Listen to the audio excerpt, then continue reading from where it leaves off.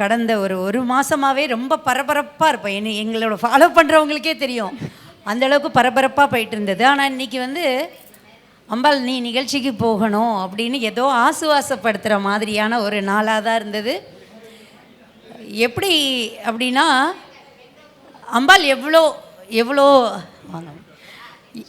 எவ்வளோ அனுகிரகம் பண்ணுவா, அவளுக்கு பிடிச்ச மாதிரி நம்ம இருக்கிறோம் அப்படின்னா நான் உணர்கிற ஒரே வார்த்தையில் சொல்லணுன்னா, நீ புடவை மட்டும் கட்டிட்டு வந்து நெல், மற்றதெல்லாம் நான் அரேஞ்ச் பண்ணிக்கிறேன்னு சொல்லுவாள்.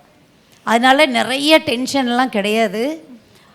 எல்லாமே அம்பாளுடைய அனுகிரகத்தில் பக்காவாக நடக்கும். எல்லாமே அவள் பார்த்துப்பா, அவளுக்கான நிகழ்வை அவள் அழகாக நடத்திப்பா அப்படின்ற ஒரு எண்ணம் மட்டும்தான். ஏன்னா போன மாதம் அவர் பேசும்போது அதே தான், அம்மாக்குன்னு சொல்கிறீங்க, கண்டிப்பாக நான் வருவேன் அப்படின்னு சொன்னேன்.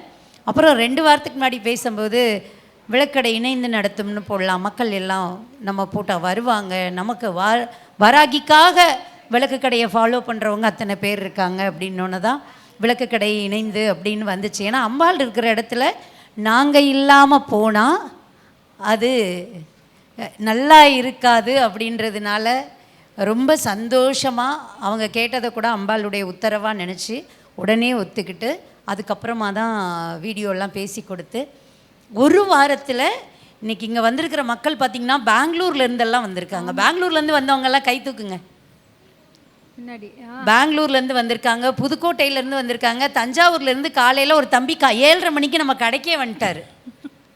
ஸோ அவ்வளோ ஆர்வமாக அம்பாள் பற்றி நான் என்னோடய வாழ்க்கையில் நடந்த அற்புதங்களை சொல்லியே ஆகணும்.